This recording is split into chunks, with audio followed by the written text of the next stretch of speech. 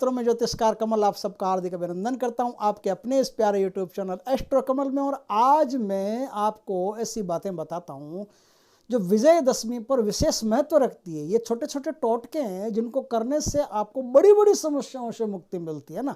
तो इन टोटकों को आप करके निश्चित तौर पर अपने जीवन की सारी समस्याओं से मुक्त हो सकते हैं। क्या है, कुछ ऐसी बातें भी है, कुछ टोटके भी हैं, वो थोड़ी चर्चाएं आज हम कर लेते हैं। दोस्तों, विजयदशमी के दिन क्या होता है, जो झाड़ू होता है ना, झाड़ू बाजार से नया झाड़ू लाइए बढ़िया, उस झाड़ू का पूजन करके और माता लक्ष्मी के मंदिर में वो झाड़ू देने से आपके जीवन में आर्थिक कष्ट 1 साल तक डिले हो जाते हैं, फिर आपके पास नहीं आते। 1 साल तक आर्थिक समृद्धि बनी रहती है, हर काम अर्थ से संबंधित हर काम आपका बनता चला जाता है।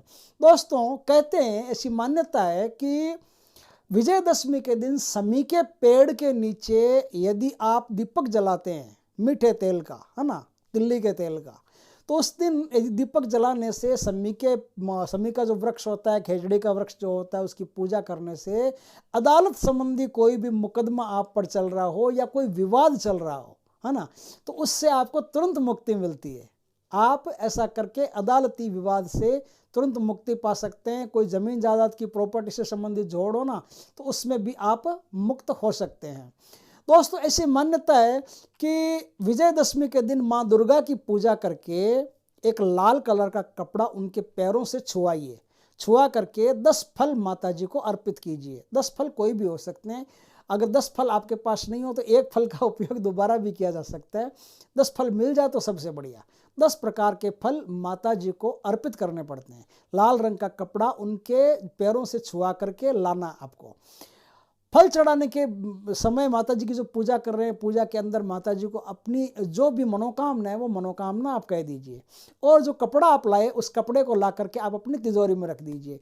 बस ऐसा कहते हैं कि ऐसा करने से आपके जीवन में आर्थिक समृद्धि बनी रहती है, और कहीं भी आप जाते हो तो आपका मान सम्मान होता है, आपका काम फटाफट होने लगता है। इस प्रकार से आप लाभ उठा सकते हो। दोस्तों, कहते हैं कि नीलकंठ नाम का एक पक्षी होता है। भगवान शिव ने राम जी को दर्शन दिया था युद्ध से पहले एक पक्षी का रूप धारण करके, तो राम जी समझ गए थे। तो कहते हैं कि आज के दिन यदि जिसको भी नीलकंठ के दर्शन होते हैं पक्षी के, वो आदमी अपने जीवन में जय विजय प्राप्त करता है, उसकी सर्वत्र मान्यता होती है, जय जयकार होती है। तो भगवत कृपा से यदि आपको नीलकंठ के दर्शन हो जाए तो सबसे बढ़िया मान्यता है इसकी। दोस्तों, इसके बाद में क्या करना, यदि आपका व्यापार नहीं चल रहा है, व्यापार में कोई परेशानी आ रही है, तो आपको क्या करना पड़ेगा, एक पीला कपड़ा लेना पड़ेगा। पीले कपड़े के अंदर आपको क्या करना पड़ेगा, 1.25 पाव कोई भी मिठाई ले लीजिए, एक जनेऊ का जोड़ा ले लीजिए। 1.25 पाव मिठाई ले ली, जनेऊ का जोड़ा ले लिया, कुछ दक्षिणा रख दीजिए उसमें। अब उस कपड़े को समेट के बांध करके जो भी कोई आपके पास राम मंदिर हो ना, राम मंदिर में ले जा करके वो भेंट आप रख दीजिए। ऐसा करने से आपके व्यापार में आने वाली जितनी भी परेशानी हैं वो सब परेशानियां दूर हो जाएगी।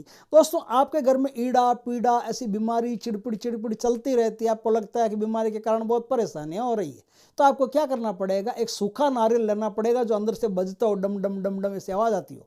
डमडम तो डमरू में से आती है, नारियल में अलग टाइप की आएगी, लेकिन आवाज़ आती है ना, तो आवाज़ आती है, ऐसा नारियल आपको लेना पड़ेगा।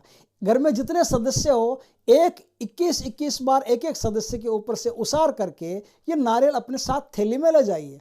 और जब रावण जल रहा हो तो, अरे यार क्या हो गया, रावण जल रहा हो तो रावण में जलते हुए, रावण में दहन होते हुए रावण में ये नारियल फेंक दीजिए। ये नारियल फेंकते ही 1 साल तक आपकी सुरक्षा रहेगी, आपको किसी प्रकार की परेशानी नहीं भोगनी पड़ेगी।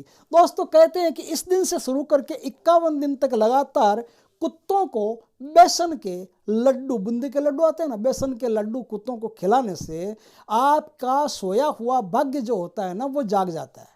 लेकिन गाय और कुत्ते दोनों को खिलाने से पूछो मत, सोने पर सुहागा होता है। यदि आप 51 दिन कंटिन्यू संकल्प पूर्वक इस काम को दशहरा के दिन से शुरू करके 51 दिन तक इस काम को कर लेते हैं कि गाय और कुत्ता दोनों को आप बेसन का लड्डू खिला रहे हैं, तो बेसन का लड्डू खिलाने से आपके जीवन में सारी जो परेशानियां होती है वो तो गायब हो ही जाती है।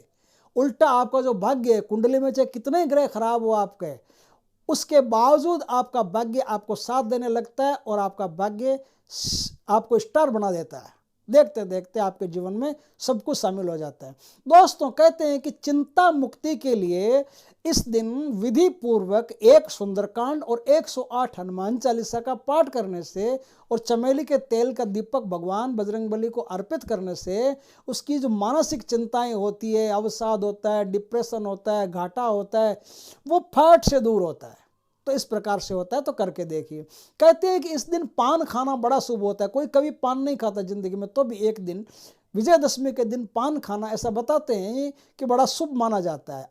आप भी प्रैक्टिकल करके देख लीजिए, अगर शुभ होता है तो बढ़िया। पान में कौन सा खर्चा लगता है, 5 रुपये 10 रुपये में पान आता है। तो एक बार खा लीजिए, विजयदशमी के दिन पान खाना चाहिए, हर प्रकार से उसमें शुभता भरी रहती है। अब मैं आपको एक ऐसे तरीका बताता हूँ कि आपकी ज़मीन में धन गड़ा हो, ज़मीन में धन गड़ा हो या किसी की भी ज़मीन में धन गड़ा हो और आप वो उस मकान को, उस प्रॉपर्टी को आप लेने का सोच रहे हो, तो आपको पहले से पता चल जाएगा कि इसमें धन गड़ा है। कैसे चल जाएगा? एक छोटा सा काम करना पड़ेगा। काम ये करना पड़ेगा कि आपको 21 रुपये, 51 रुपये, 101 रुपये कहीं भी गुप्त दान करने पड़ेंगे। गुप्त दान का मतलब है आपको पता नहीं होना चाहिए, उसको पता नहीं होना चाहिए कि किसने दिया, और आप कभी भी अपने जीवन में ऐसे ढिंडोरा नहीं पीटेंगे। ऐसे मुझे भी कमेंट करके नहीं कहेंगे हाँ गुरुजी हमने गुप्त दान कर दिया, वो हो गया आपका पूरा। गुप्त दान का मतलब है कि ये हाथ दे तो इस हाथ को पता नहीं चलना चाहिए। इतना सीक्रेट जो दान होता है, ये 21, 51, 101, 1001, 5001, जितना भी आप कर सकते हो उतना गुप्त दान आप कर सकते हो।